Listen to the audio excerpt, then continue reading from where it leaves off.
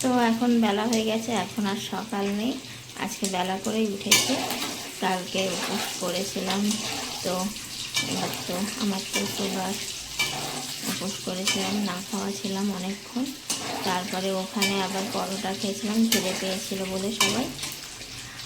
আর বাড়িতে এসেছি, বাড়ি এসে খুব শরীর খারাপ হয়ে গেছিলো, অসুস্থ হয়ে পড়েছিলাম, মাথা ঘোরাচ্ছিল।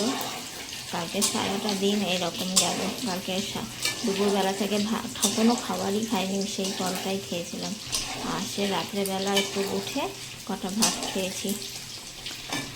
তো কালকে কোনো ভিডিওর জন্য দিতেই পারিনি মন্দিরের ছাড়া।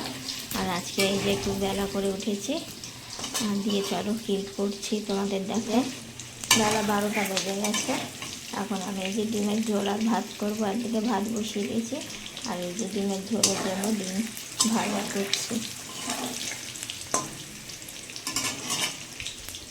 এদিকে আলু কেটে রেখে দিয়েছি, এই আর টমেটো চাটনি করব, টমেটো বার করে রেখেছি। আজকে সেরকম কিছু রান্না করব না।